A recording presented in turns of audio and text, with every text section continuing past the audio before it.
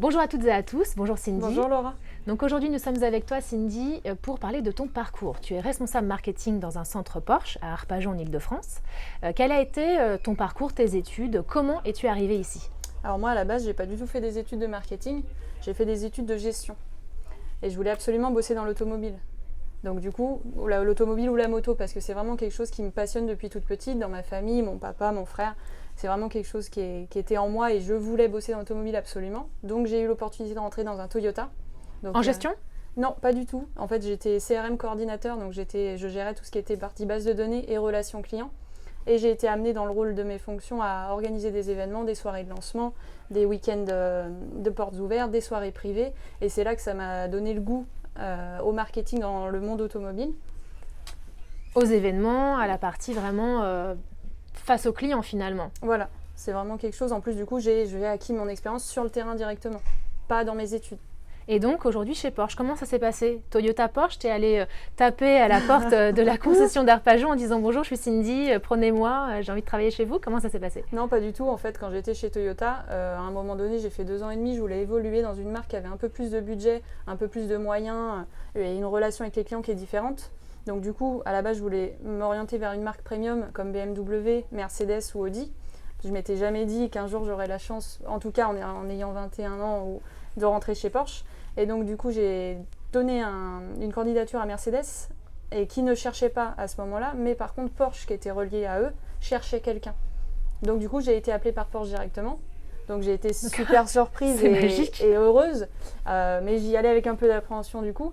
Mais j'y suis allée et voilà, je suis rentrée chez Porsche en ayant 23 ans. 23 ans, incroyable. Et tu es ici depuis combien de temps? Là, ça va faire 6 ans cette année. Et comment se passent les entretiens de recrutement chez Porsche? Alors, c'est pas si simple qu'on le pense. J'ai passé 3 entretiens.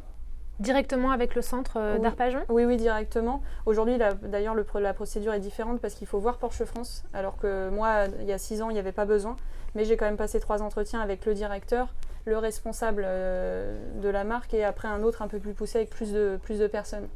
Et est-ce que le fait que tu n'aies pas fait d'études dans l'automobile, ça a été un frein au moment de ces entretiens ou pas du tout? Ils n'y ont pas prêté attention? Pas du tout. En fait, par mon expérience chez Toyota qui était petite, mais qui m'a montré que c'était ça que je voulais faire, je leur ai montré aussi que j'étais une grande passionnée de la marque, parce que Porsche, c'est quand même une marque de passion. Et ils ont vu à travers ça que j'étais surmotivée et que je pense ils m'ont laissé ma chance pour ça. Et tu connaissais vraiment très bien les modèles, l'aspect technique de chaque caractéristique des voitures? Ou c'était plus une connaissance globale de l'univers Porsche? Je connaissais beaucoup la marque, je connaissais tous les modèles, parce que forcément, en étant passionnée sur tous les modèles sportifs, et chez Porsche, c'est une marque de modèles sportifs. Mais non, la spécificité technique, vraiment, non. Je l'ai appris au cours de mon expérience ici, depuis 6 ans, où maintenant, je les pratique tous les jours. Et en plus, tu fais du pilotage de voitures et de motos. Oui, je suis aussi motarde, et du coup, avec mon conjoint, on va sur circuit le week-end. Et bon, on vit automobile et moto tout au long de notre temps privé. Et tu pilotes forcément, la question elle est évidente, tu pilotes des Porsche ou d'autres marques de voitures? Alors d'autres marques et aussi on a la chance avec mon conjoint d'avoir une Porsche.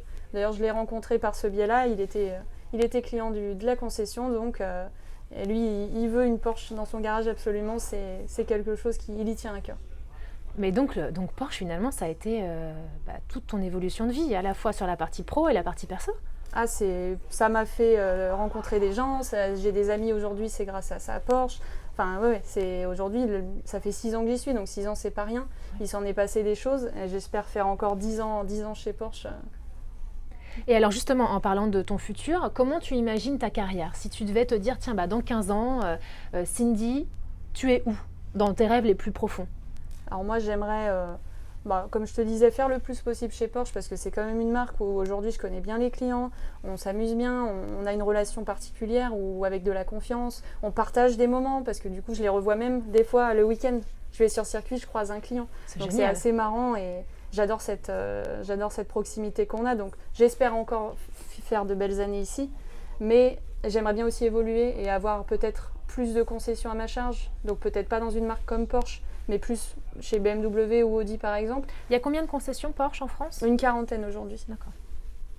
Donc peut-être plus chez BMW ou Audi parce qu'ils Voilà. ont beaucoup plus de Oui, concessions. ils ont plus de concessions, du coup c'est pas la même responsabilité. J'aimerais bien avoir des personnes sous ma charge aussi, enfin voilà, je voudrais évoluer dans ce système-là. Pourquoi pas dans la moto également, c'est deux mondes qui me plaisent.